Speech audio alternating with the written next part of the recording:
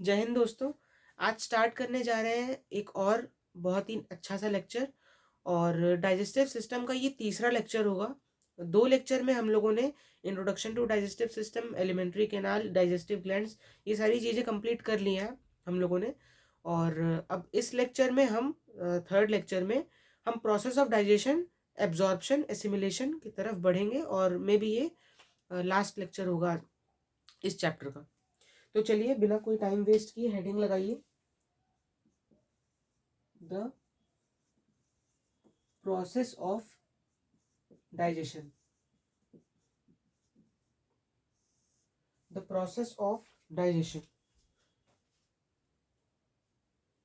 थोड़ा सा नीचे लिखना होगा।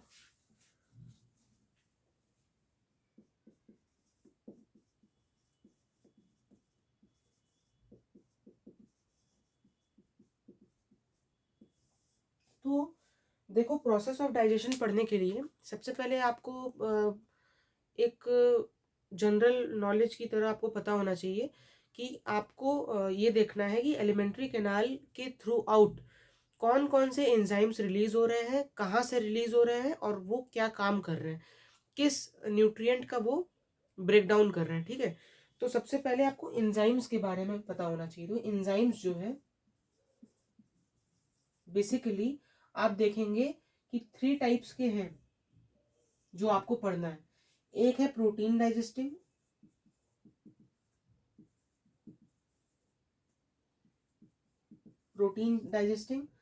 दूसरा है आपका कार्बोहाइड्रेट, कार्बो या कार्बोहाइड्रेट डाइजेस्टिंग, एंजाइम। और तीसरा होता है फैट डाइजेस्टिंग। तो 3 प्रकार के एंजाइम्स के बारे में आपको पढ़ना है। अब फैट डाइजेस्टिंग एंजाइम को हम लाइपेज भी बोलते हैं, ठीक है। और कार्बोहाइड्रेट डाइजेस्टिंग एंजाइम और प्रोटीन डाइजेस्टिंग एंजाइम अलग अलग टाइप्स के होते हैं। तो throughout the alimentary canal from mouth to anus हम देखेंगे कौन कौन से एंजाइम रिलीज हो रहे हैं और डाइजेशन के प्रोसेस को कंप्लीट कर रहे हैं, यानी कि न्यूट्रिएंट का ब्रेक डाउन कर रहे हैं। तो उसको नोट कर लीजिए। तो फिर उसके बाद process of digestion from mouth start करते हैं।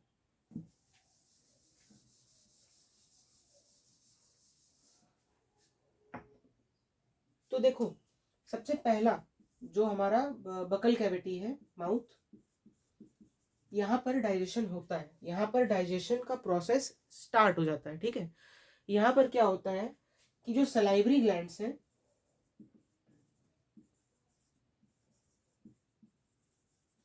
सलाइवरी ग्लैंड सेक्रीट्स सलाइवरी अमाइलेज, ठीक है। और इसमें एंजाइम, इसका दूसरा नाम भी एक है, इसको टाइलिन कहते हैं। ये सब चीज हमने डिस्कस कर लिया था पहले ही। अब आपको यहाँ पर देखना है कि कौन कौन से, हम बस इसको एक जगह एग्रीगेट कर रहे हैं कि प्रोसेस ऑफ डाइजेशन किस किस जगह पे किस किस न्यूट्रिएंट का हो रहा है। तो जो टाइलिन एंजाइम है सलाइवरी अमाइलेज में, this converts starch into maltose. Starch को माल्टोज में कन्वर्ट करता है। स्टार्च क्या है? ये पॉलीसेक्राइड है। और माल्टोज क्या है? डाइसेक्राइड। ठीक है, कुछ फैक्ट्स मैं आपको बताऊंगा जो आपको for the sake of curiosity only, कि ऐसा कहा जाता है ना कि फूड को हमेशा प्रॉपरली कुक्ड करके खाना चाहिए। ठीक है, ऐसा क्यों कहा जाता है? कि देखो, जो हम प्लांट प्रोडक्ट ले रहे हैं, जो हम प्लांट प्रोडक्ट कंज्यूम कर रहे हैं, इनका सेल वॉल होता है। इनमें सेल वॉल, प्लांट्स में सेल वॉल होता है। और ये सेल वॉल का ब्रेक होना बहुत ही ज़्यादा इंपॉर्टेंट होता है। ठीक है, अगर ये सेल वॉल ब्रेक नहीं होगा, and this cell wall can be broken by only proper cooking. अगर इसको प्रॉपरली कुक कर दिया जाए हीट करके, तो सेल वॉल रप्चर्स। ठीक है, सेल वॉल रप्चर हो जाएगा और सेल वॉल के रप्चर होने के कारण ये ptyalin enzyme can enter the cell of the जो भी food and helps in the process of digestion, ताकि उसको वो ब्रेक डाउन कर पाए, तो डाइजेशन कैन अकर।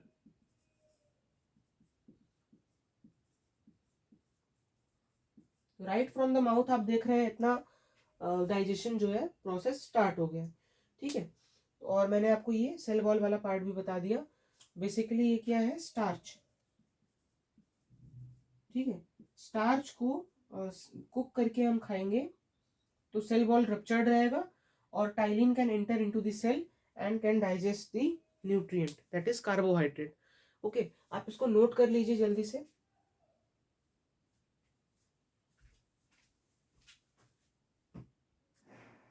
हो गया कंप्लीट, चलिए आगे बढ़े।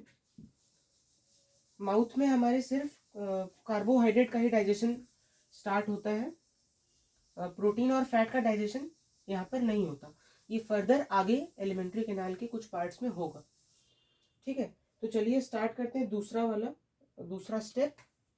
माउथ के बाद हमारा क्या आता है, नंबर 1 था माउथ एंड नंबर 2 फिर क्या हो जाएगा, firings.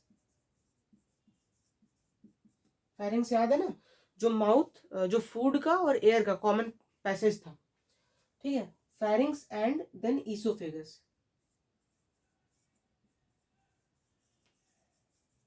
Firings and oesophagus, pharynx and oesophagus में no digestion takes place, no digestion, कोई भी डाइजेशन नहीं होता है। ये दो ऑर्गन्स जो होते हैं they help in the transport the masticated bolus form of food into stomach, ठीक है। अब देखो ये समझने की बात है कि माउथ में क्या हो रहा था कि फूड का मैस्टिकेशन हो रहा था और वहां पर सलाइवा में जो म्यूकस प्रेजेंट था वो उसको बॉल के शेप में कन्वर्ट कर रहा था, जिसको हम बोलस बोलते हैं, ठीक है। तो ये फायरिंग्स और ईसोफेगस क्या करेगा, बोलस को स्टमक में जो है ट्रांसपोर्ट करेगा through a movement known as peristaltic movement. अब पेरिस्टाल्टिक मूवमेंट क्या होती है, देखो जैसे ये ईसोफेगस है, ये ईसोफेगस है और यहाँ पर फूड है, ठीक है। तो क्या होगा कि फूड पहले ये वाला पार्ट एक्सपैंड करेगा, फूड अंदर आएगा, फिर ऊपर वाला पार्ट कॉन्ट्रैक्ट करेगा, फूड को अंदर ढकेलेगा। ऐसे आपको हो सकता है ना समझ में आए, मैं डायग्राम आगे बना रहा हूँ, हो सकता है उससे आपको कंप्लीटली क्लियर हो जाए।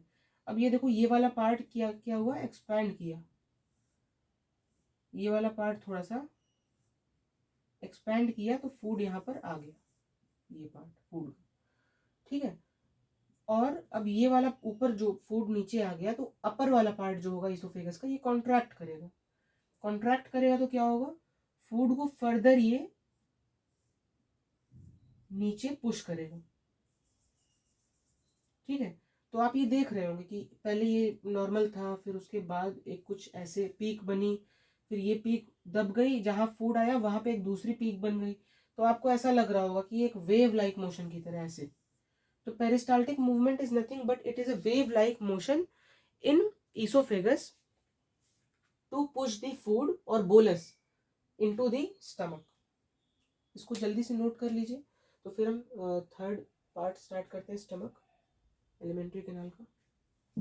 हो गया,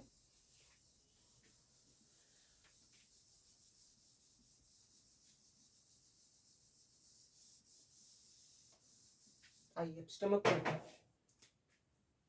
साथ में लिखते जाइए, नोट्स बनाते जाइए ताकि आपको क्लियर अंडरस्टैंडिंग हो जाए। स्टमक, देखो स्टमक में क्या होता है ना, स्टमक में ग्लैंड्स होते हैं जिनको कहते हैं gastric glands, gastric glands, and gastric gland secretes gastric juice, gastric gland secretes gastric juices,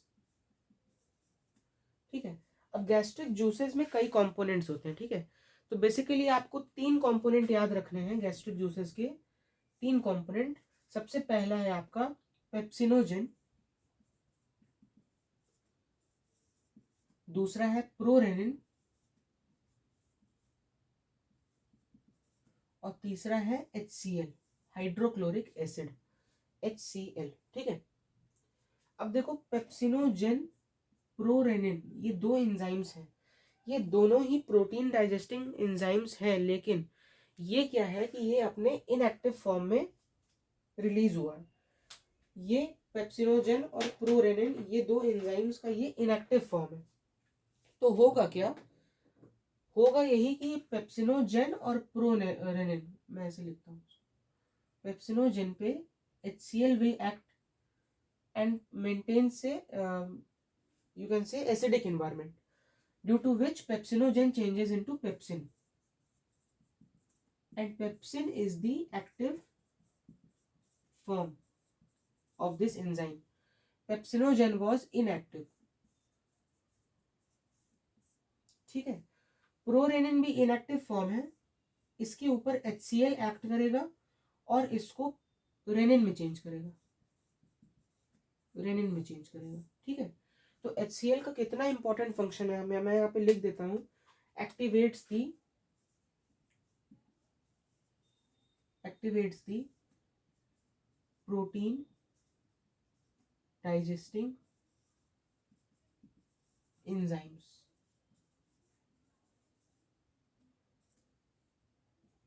activates the protein digesting enzyme by maintaining an acidic environment in the stomach. अब देखो आप सोचोगे कि HCl कितना ज़्यादा एसिडिक है, तो हमारे स्टमक के वॉल को भी डाइजेस्ट कर जाएगा, है ना।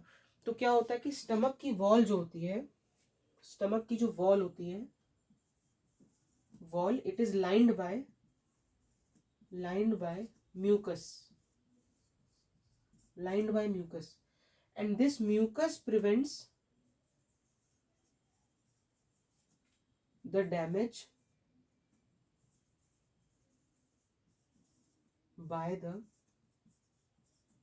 HCl. This mucus prevents the damage which can occur by the hydrochloric acid. ये चीजें हो गई। अब आपको यहाँ पे क्या करना है, पेप्सिन और रेनिन, इन दोनों के फंक्शंस के बारे में आपको जानना है, ठीक है। ये इनका एक्टिव फॉर्म है, यहाँ पे लिख देते हैं, एक्टिव फॉर्म ऑफ एंजाइम। अब देखो पेप्सिन क्या होगा, पेप्सिन जो है, this will act on protein, ये प्रोटीन है, पेप्सिन इसके ऊपर एक्ट करेगा और इसको किस में कन्वर्ट कर देगा, पेप्टोन्स, ठीक है। कई पेप्टोन्स को मिला दोगे तो प्रोटीन बन जाएगी, ठीक है, पेप्टोन्स में कन्वर्ट कर देगा। पेप्टोन्स भी कह सकते हैं और आप पॉलीपेप्टाइड्स भी कह सकते हैं,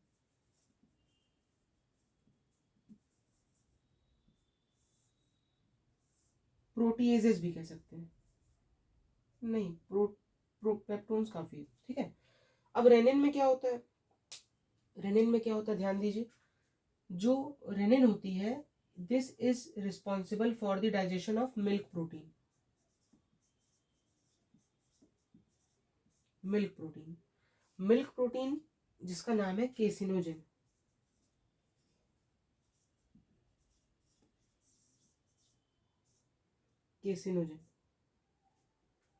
ठीक है। तो ये मिल्क प्रोटीन को डाइजेस्ट कराता है, ठीक है। अब एक और यहाँ पर फैक्ट वाली बात बता दूं, ठीक है, यहाँ पे फैक्ट्स आपको जानना बहुत जरूरी है, ठीक है।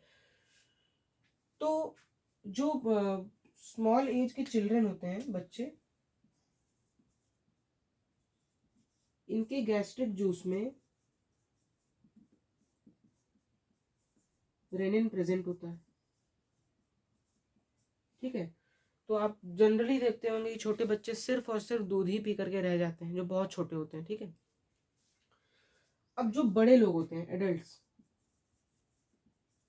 उनके में क्या होता है कि ये रेनिन जो है, धीरे धीरे इसका सेक्रेशन कम हो जाता है। तो बड़े लोगों में आपने देखा होगा कि वो डाइजेस्ट नहीं हो पाता मिल्क उनको, प्रॉब्लम होती है, डाइजेस्टिव प्रॉब्लम स्टार्ट हो जाती है अगर वो मिल्क कंज्यूम करते हैं। ठीक है, तो इसको क्या कहते हैं, लैक्टोज इंटॉलरेंस। ये आपको पढ़ना नहीं है, कोर्स में नहीं है, लेकिन फिर भी मैं आपको एज अ फैक्चुअल नॉलेज बता रहा हूँ। ठीक है, इन सभी चीज़ों को आप नोट कर लीजिए, फिर उसके बाद हम आगे बढ़ेंगे। इसमें इतना ही था, प्रोटीन का डाइजेशन पेप्सिन के थ्रू, और मिल्क प्रोटीन का डाइजेशन रेनिन के थ्रू, और HCl का कुछ फंक्शन। HCl का ये फंक्शन था कि ये एंजाइम्स को एक्टिवेट कर रहा है, जो प्रोटीन डाइजेस्टिंग एंजाइम्स है, और साथ ही ये क्या कर रहा है, kills the micro organisms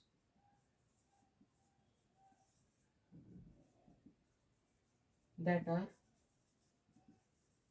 harmful. ठीक है, इसको आप नोट कर लीजिए, तो फिर उसके बाद आगे बढ़ते हैं। चलिए अब आगे बढ़ते हैं इंटेस्टाइन्स के थ्रू। हाँ, इसमें एक और चीज रह गया था, विटामिन B12 के एब्जॉर्प्शन का काम यहीं पर होता है। Vitamin B12 is absorbed in the stomach, and this is done by Castle intrinsic factor.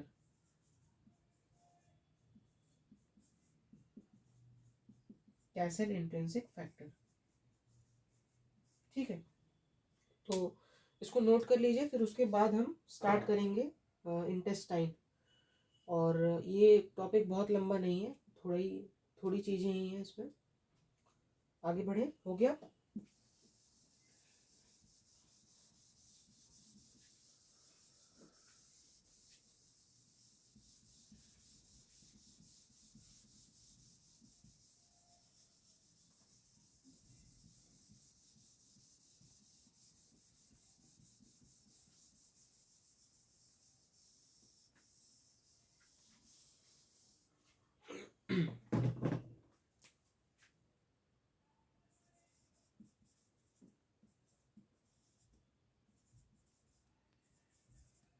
Small intestine.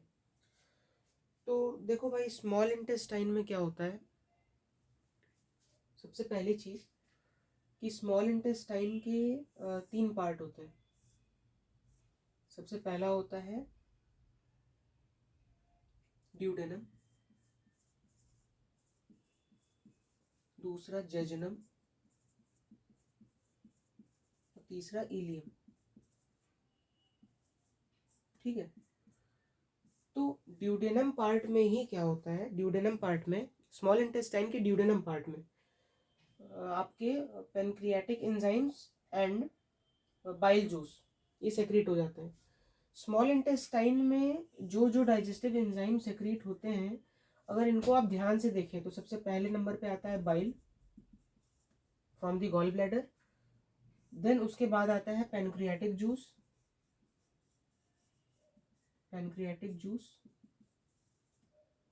And तीसरे नंबर पे आता है इंटेस्टिनल जूस।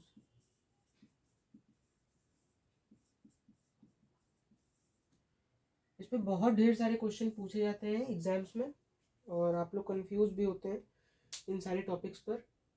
तो बेसिकली हम इन 3 जूसेस के बारे में पढ़ना है जो स्मॉल इंटेस्टाइन में सेक्रेट होते हैं। ठीक है, पेनक्रियाटिक जूस और बाइल जूस जो है पेनक्रियास से, और bile juice from gall bladder से निकल के आता है, प्रोड्यूस होता है लिवर में, but it is stored in gall bladder. तो बाइल जूस के फंक्शंस के बारे में हमने ऑलरेडी पढ़ रखा है लिवर में। थोड़ा सा समराइज कर देता हूँ उसको। सबसे पहली चीज है कि इट न्यूट्रलाइजेस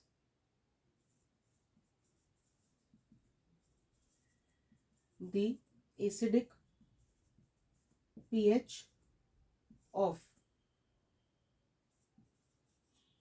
काइम। ठीक है, ये न्यू वर्ड आपके लिए हो सकता है, अभी इसको भी बताएंगे। It neutralises the acidic pH of chyme, पहली चीज। दूसरी चीज है emulsification of fat, emulsification of fat, जो कि मैंने आपको बताया था कि बाइल जूस में बाइल सॉल्ट्स होते हैं, और फैट के सरफेस टेंशन को कम करके वो उसको इमल्सिफाई कर देते हैं। ठीक है, तो ये 2 चीजें हैं आपको ध्यान रखनी है।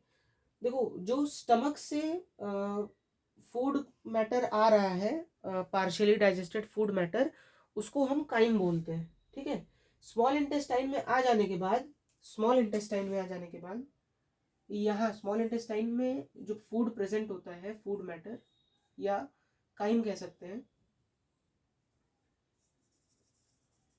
काइम स्टमक से आया, यहाँ से दिख नहीं रहा होगा, यहाँ से काइम, काइम जो है ये स्टमक से है। ठीक है, स्मॉल इंटेस्टाइन में, और स्मॉल इंटेस्टाइन में आएगा तो क्या बोलेंगे, इसको काइल बोलेंगे।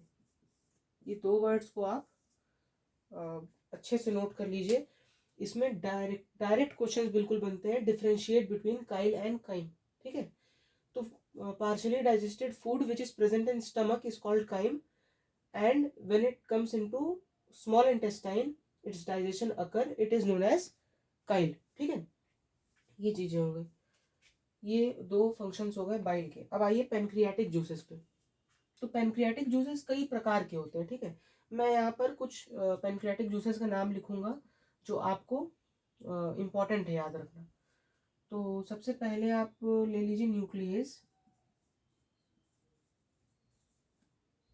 और amylase, lipase, carboxy peptidase, carboxy peptidase, trypsin, chymotrypsin. ठीक है, इतने सारे एंजाइम्स हैं। ठीक है, ये पैनक्रियाटिक जूसेस के एंजाइम्स हैं।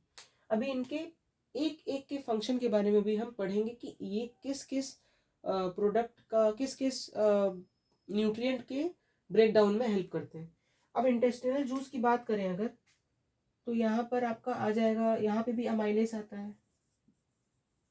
ठीक है, लाइपेज आता है, लैक्टेज आता है।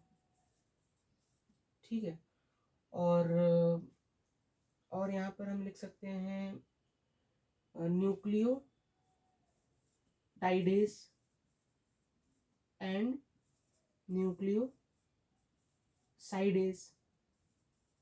अभी बताऊंगा क्या क्या इनका फंक्शन है। ठीक है, और माल्टेज, इन्वर्टेज, इन्वर्टेज को क्या बोलते हैं, सुक्रेज भी बोलते हैं। इन्वर्टेज का दूसरा नाम सुक्रेज भी है। ठीक है,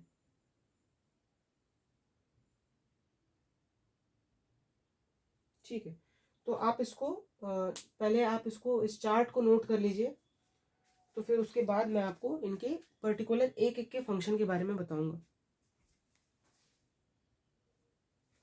हो गया कंप्लीट। हाँ, यहाँ पर दो नाम और थे जिसको आप नोट कर लीजिए। एक है पॉलीपेप्टाइडेज एंड डाइपेप्टाइडेज।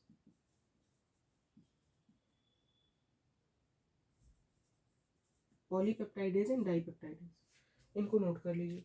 अब यहाँ से मैं आपको एक एक का फंक्शन लिख करके यहाँ बताऊंगा। ये पार्ट मिटा देते हैं।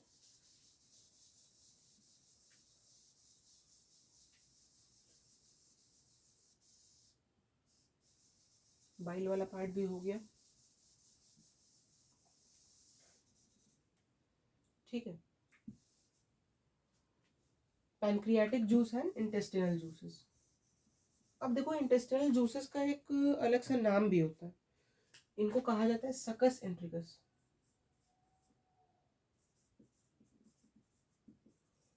ठीक है, ये डाइजेस्टिव, यहाँ पे इंटेस्टिनल ग्लैंड्स होते हैं।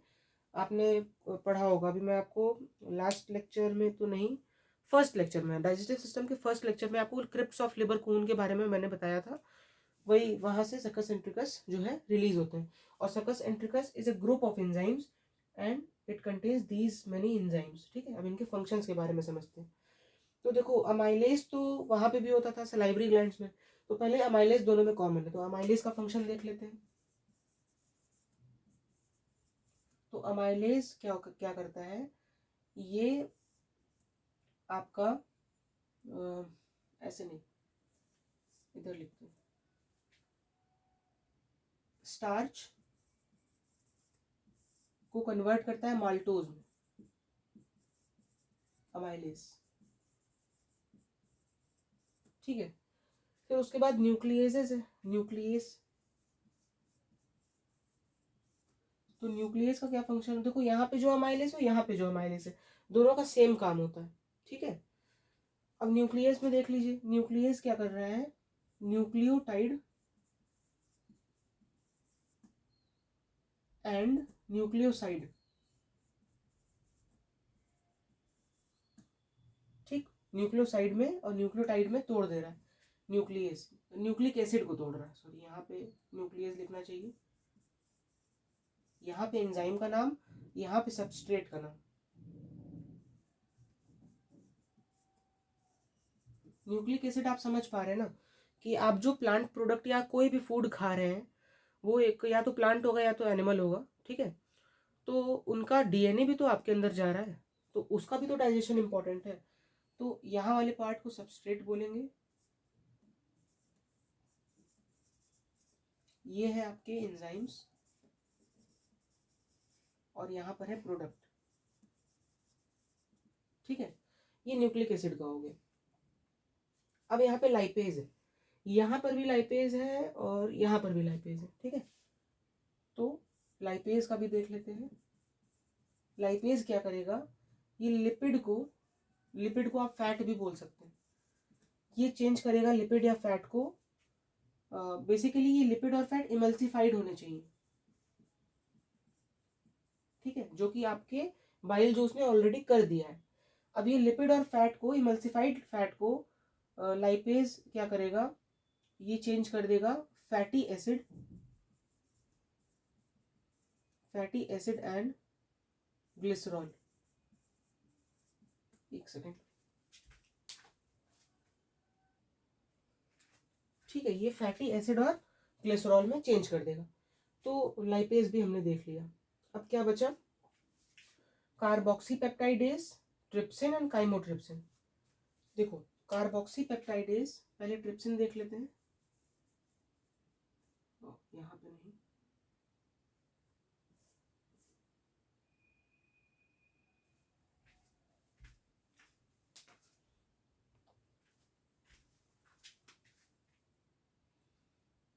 जो आपके कहाँ चला गया भाई, हाँ, यहाँ पे जो न्यूक्लियोटाइड और न्यूक्लियोसाइड बने हैं, न्यूक्लियोटाइड एंड, अलग अलग लिखते हैं, न्यूक्लियोटाइड पे एक्ट करेगा न्यूक्लियोटाइडेज। देखो सिंपल है, न्यूक्लियोटाइड पे न्यूक्लियोटाइडेज, न्यूक्लियोसाइड पे न्यूक्लियोसाइडेज।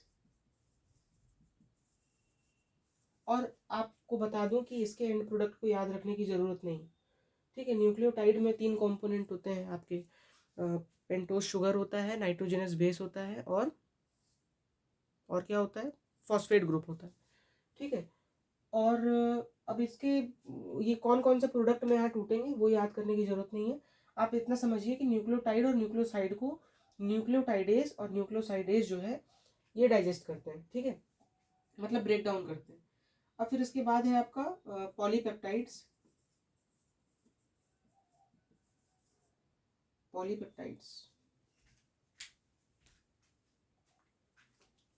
हाँ, तो जो पॉलीपेप्टाइड्स होंगे इन पे पॉलीपेप्टाइडेज एक्ट करेगा और इनको dipeptides and plus amino acids में इनका ब्रेक डाउन कर देगा। ठीक है, अब यहाँ पे डाइपेप्टाइड्स भी हैं, डाइपेप्टाइड्स का क्या होगा, डाइपेप्टाइड्स पे डाइपेप्टाइडेज एक्ट करेगा, और डाइपेप्टाइड्स पे डाइपेप्टाइडेज एक्ट करेगा और सिंपली इसको एमिनो एसिड में इनका ब्रेक डाउन कर देगा।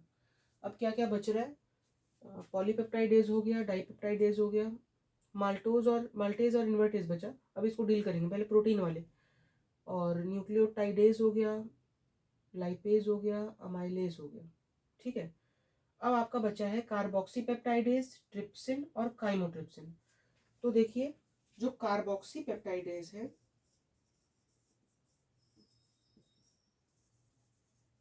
ये भी पेप्टाइडेज है। ठीक है, यानी कि कुल मिलाकर के ये भी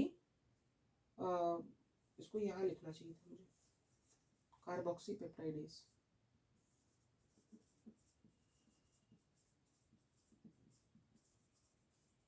ठीक है, ये क्या करेगा, ये आपके प्रोटीन्स में भी आप यहाँ पर प्रोटियोजेस और प्रोटियोन्स भी लिख सकते हैं, जो आपके पेप्सिन ने तोड़ा था। तो बेसिकली ये प्रोटीन्स को डाइपेप्टाइड्स एंड एमिनो एसिड में ब्रेक डाउन का करेगा। ठीक है, ट्रिप्सिन जो है, trypsin and chymotrypsin, trypsin and chymotrypsin, ये भी प्रोटीन्स को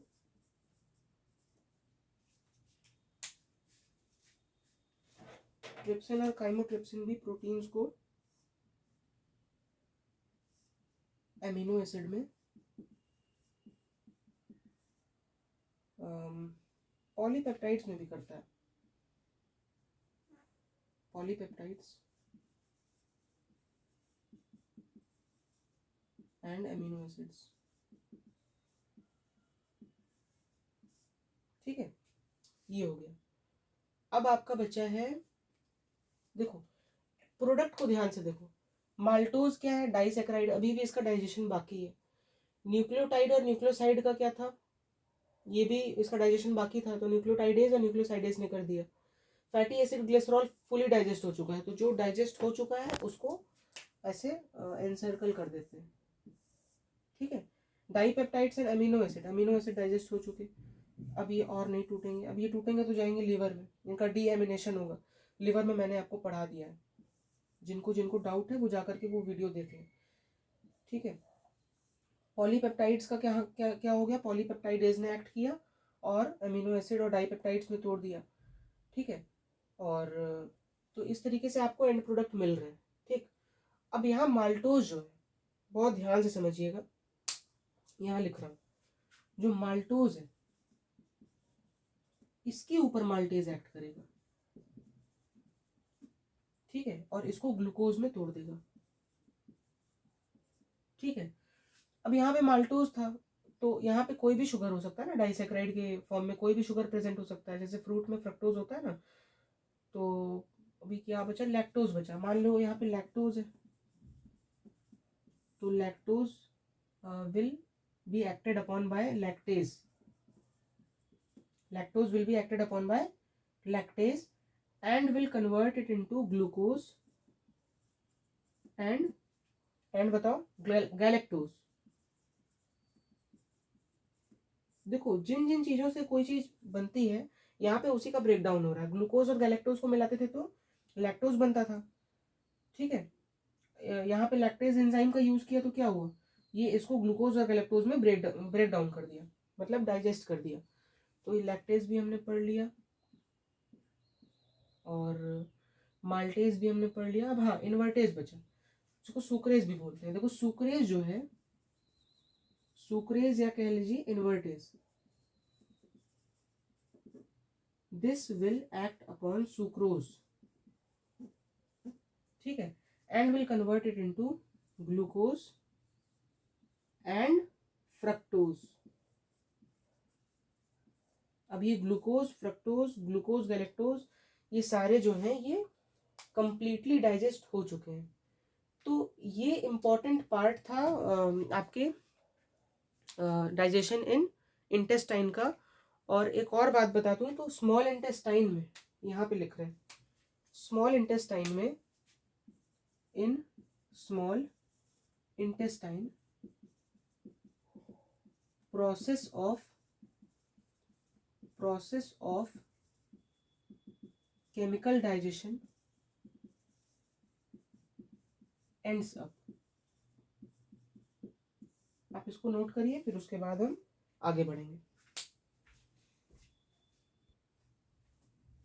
आइए हम आगे बढ़ते हैं और अब हम एब्जॉर्प्शन के बारे में पढ़ेंगे। इसको आपने नोट कर लिया हो तो यहाँ पर एक करेक्शन कर लीजिएगा कि प्रोटीन को ट्रिप्सिन और काइमोट्रिप्सिन जो है ये अमीनो एसिड यहाँ नहीं बनता है, यहाँ केवल और केवल पॉलीपेप्टाइड्स ही बनते हैं।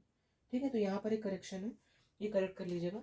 बाकी सारा मैंने कवर कर लिया है। स्मॉल इंटेस्टाइन में जो भी डाइजेशंस होते हैं आप इसको नोट कर लीजिए। हो गया, चलिए आगे बढ़ते हैं। अब एब्जॉर्प्शन एंड एसिमिलेशन की तरफ हम बढ़ेंगे। Absorption and assimilation,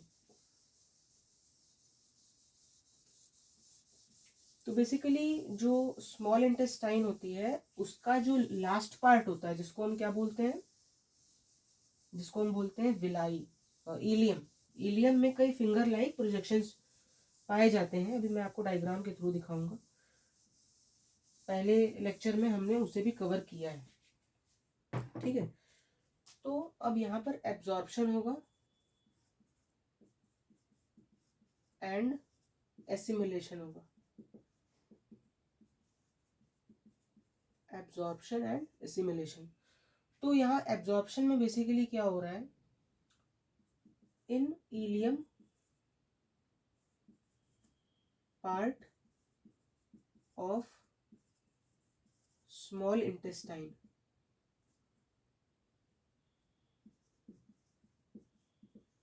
in ileum part of small intestine there are many finger like projections known as villi। ठीक है, बहुत सारे फिंगर लाइक प्रोजेक्शंस इस तरह यहाँ पर प्रेजेंट होते हैं। मैंने आपको बताया था यहाँ पर कुछ दरारें जिनको आप कहते हैं क्रिप्ट्स इंग्लिश में, तो इनको क्रिप्ट्स ऑफ लिबर कुहन भी कहा जाता है। यहीं से आपके सकस सेंट्रिकस जो है वो सेक्रेट होते हैं। These are the crypts of Libre कुहन।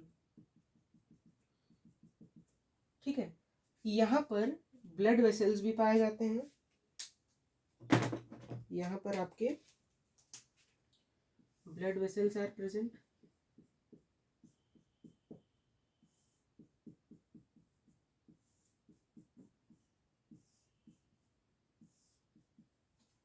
और यहाँ पर आपका लैक्टियल्स भी पाए जाते हैं। लैक्टियल्स,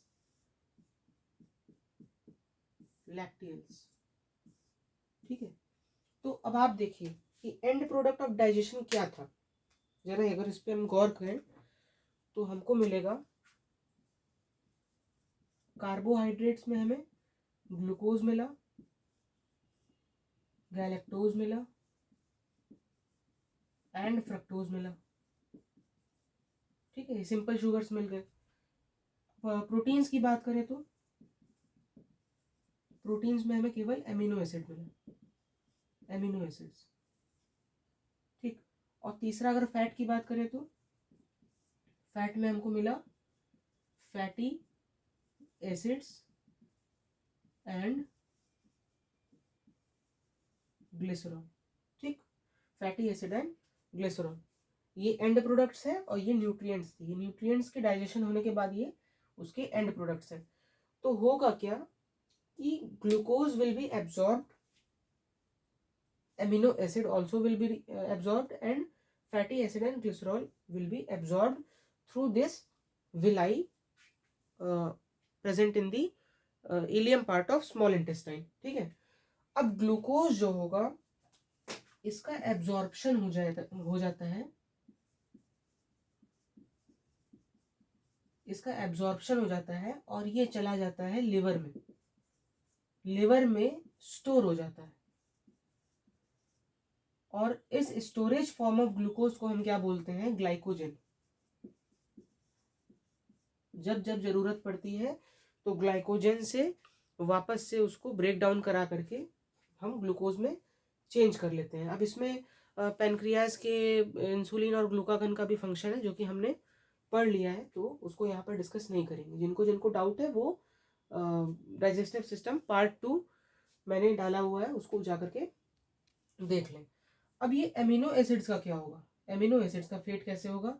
एमिनो एसिड्स जो हैं ये आपके लिवर में जाएंगी, एब्जॉर्ब होकर के एब्जॉर्ब होंगे और ये लिवर में जाएगा, और लिवर में जाने के बाद इसका डीएमिनेशन होगा।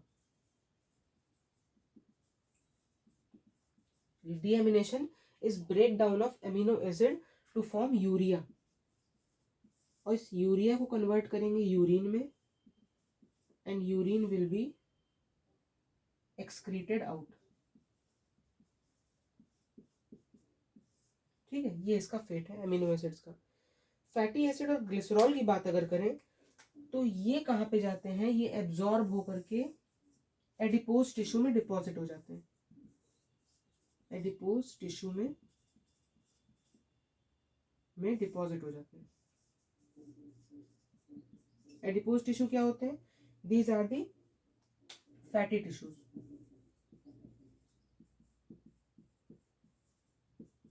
ठीक है, तो आप ये मैंने आपको बता दिया एब्जॉर्प्शन और एसिमिलेशन। एब्जॉर्प्शन किस प्रकार से हो रहा है विलाई में, ये आपने देखा। हाँ, एक और बात यहाँ पे रह गई है, जो कि है कि ये फैटी एसिड और ग्लिसरॉल जो है, these are absorbed by the lacteals present in the, या ये ब्लड स्ट्रीम में नहीं जाते, ये जाते हैं लैक्टियल्स के थ्रू। They are absorbed through lacteals. ठीक है, लैक्टियल्स के थ्रू ये एब्जॉर्ब हो जाते हैं। और एमिनो एसिड और ग्लूकोज जो है, ये ब्लड वेसल्स के थ्रू, ब्लड स्ट्रीम में, ब्लड स्ट्रीम के थ्रू ये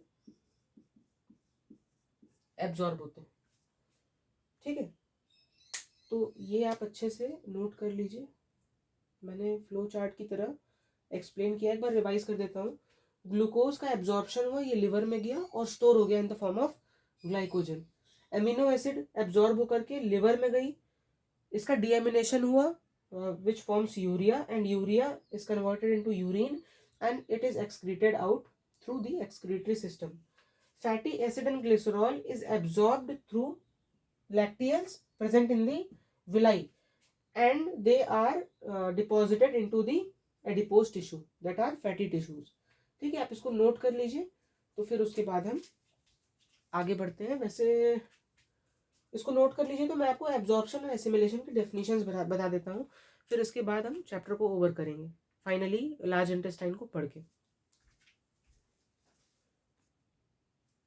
तो आइए एब्जॉर्प्शन और एसिमिलेशन के डेफिनेशन की तरफ चलते हैं। देखो, absorption basically it is the process in which simple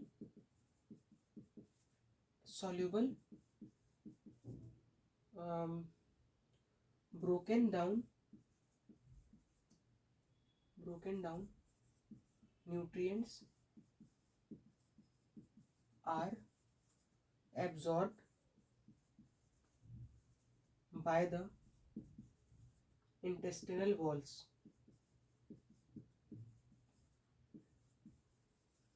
and are transferred to the bloodstream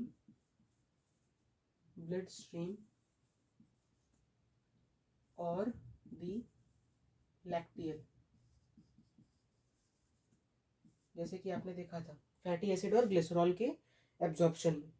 अब एसिमिलेशन की तरफ अगर जाएं तो it is the process in which absorbed nutrient is stored and utilized for producing energy and other metabolic functions। ठीक है, it is the process in which absorb nutrients is stored, जैसे कि लिवर में आपके ग्लाइकोजन के form में glucose store हो जा रहा है, and it is utilised for producing energy, जो कि हम रेस्पिरेशन चैप्टर में पढ़ेंगे। उसका सेल्यूलर रेस्पिरेशन होता है और उससे एनर्जी का प्रोडक्शन होता है।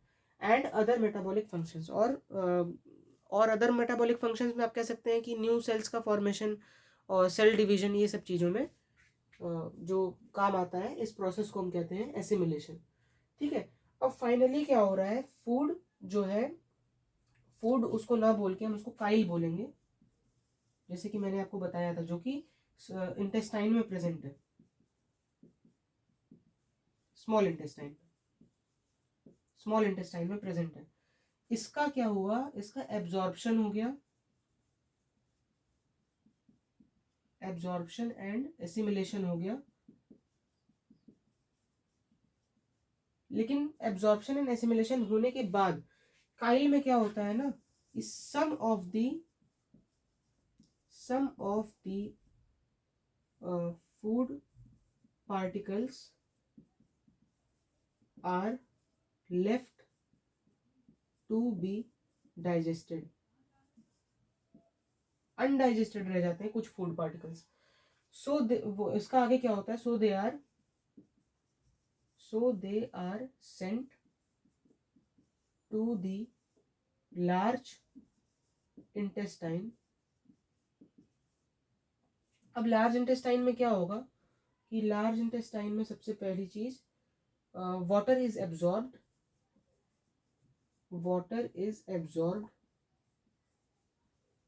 सबसे पहला, और दूसरा माइक्रोबियल एक्शन, कोलोन पार्ट में माइक्रोबियल एक्शन होगा, एंड फिर उसके बाद egestion.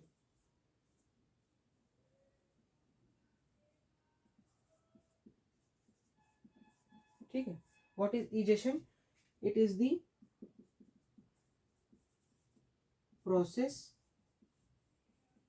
process of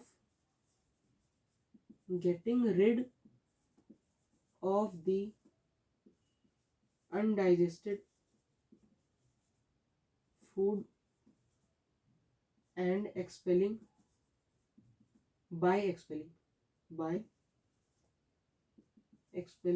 it out from the anus।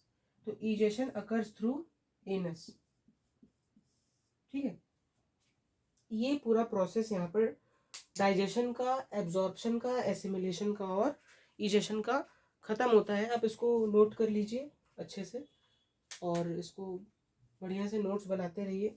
तो यहाँ पर आकर के हमारा ये पूरा चैप्टर जो है ये कंप्लीट हो जाता है। ठीक है, और अब इस चैप्टर के बाद बेसिकली हम शायद रेस्पिरेटरी सिस्टम स्टार्ट करें ह्यूमंस का।